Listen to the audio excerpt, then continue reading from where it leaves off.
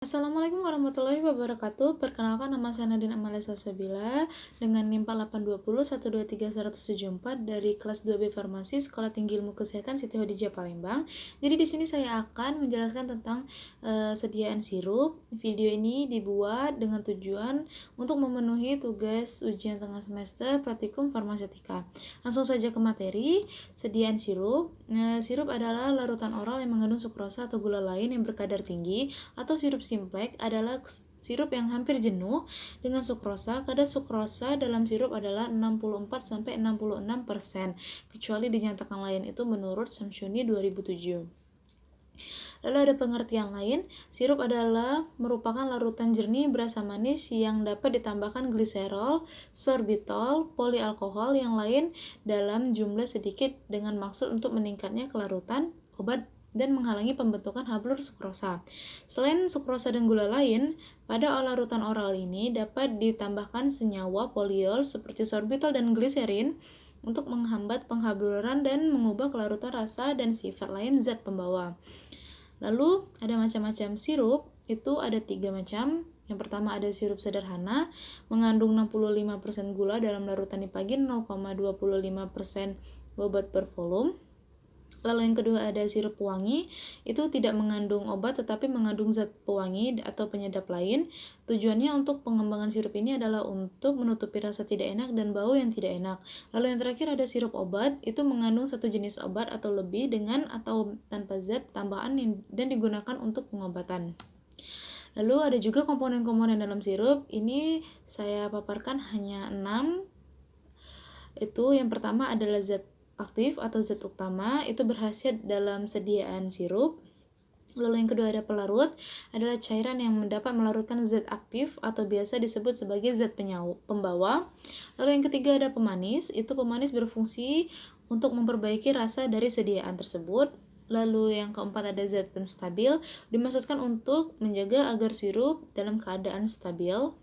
Lalu yang kelima ada pengawet antimikroba, itu digunakan untuk menjaga kestabilan obat dalam penyimpanan agar dapat bertahan lebih lama dan tidak ditumbuhi oleh mikroba atau jamur. Yang terakhir ada perasa atau pengaroma, dengan pemberi rasa buatan atau bahan-bahan yang berasal dari alam untuk membuat sirup mempunyai rasa yang enak. Dalam sediaan sirup ini juga ada kelebihan dan kekurangannya. Ini saya berikan contoh kelebihan sediaan sirup. Itu yang pertama, sirup itu merupakan cairan yang homogen, cocok juga untuk pasien yang sulit menelan seperti pasien usia lanjut, pengidap Parkinson, dan pasien anak-anak juga. Lalu yang ketiga ada sediaan sirup ini lebih mudah diabsorpsi, lalu mempunyai rasa manis, cocok untuk anak-anak, lalu membantu pasien yang mendapatkan kesulitan dalam menelan obat tablet.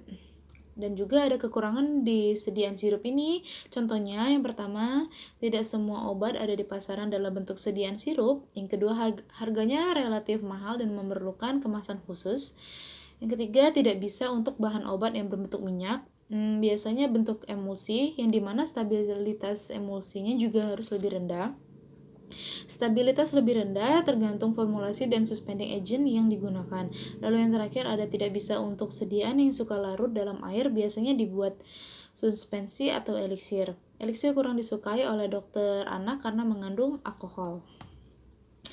Lalu di sirup ini ada faktor-faktor yang mempengaruhi stabilitas sediaan sirupnya. Itu ada 2, di faktor internal dan eksternal. Kalau faktor internal itu contohnya formulasi dan kemasan atau wadah primer. Lalu di faktor eksternal itu meliputi suhu, pH, pelarut, kelembapan, dan intensitas cahaya. Lalu di sini ada contoh resep yang akan kita paparkan di sini. Itu bahan-bahannya ada oleum ricini, itu ada 6 gram, lalu PGA atau Pulvis gummi arabica, itu quantum satis, lalu ada sirup simplex, itu sebanyak 15 gram, Aquades AD100, Signa Omninocte 1 koklear, Promuni. Baik, langsung saja kita ke perhitungan dan penimbangan bahan. Yang pertama ada oleum ricini, yaitu 6 gram, kita ambil 6 gram. Itu ketika kita ubah menjadi miligram, menjadi 6000 miligram. Lalu yang kedua bahannya ada PGA atau Pulvis gummi arabica, Sepertiga dikalikan dengan bahan yang sebelumnya tadi, itu 6 gram, kita ambil dari oleum rich ini, lalu kita jumlahkan menjadi 2 gram atau 2000 mg. Lalu ada juga air untuk PGA dengan ketentuan 1,5 dikalikan dengan hasil jumlah PGA tadi yaitu 2 gram, kita jumlahkan menjadi 3 gram atau 3 mili.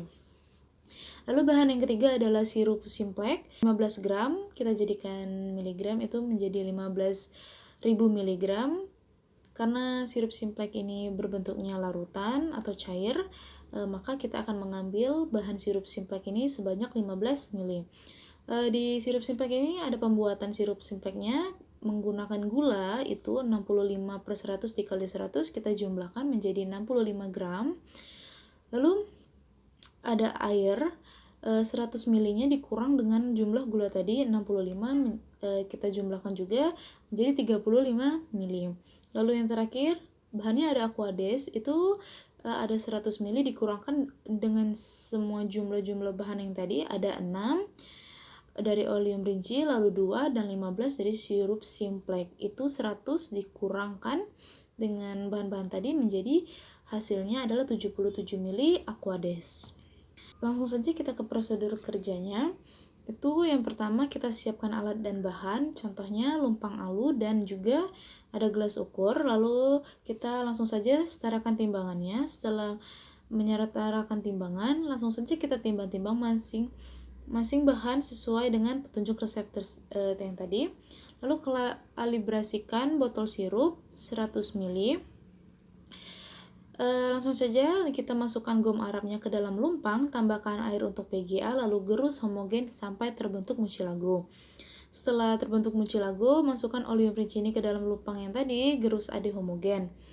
Lalu tambahkan sirup Simplex ke dalam lumpang, gerus aduk homogen juga, itu akan menjadi massa 1. Setelah massa 1 itu kita gerus hingga homogen, kita tambahkan sedikit demi sedikit Aquades.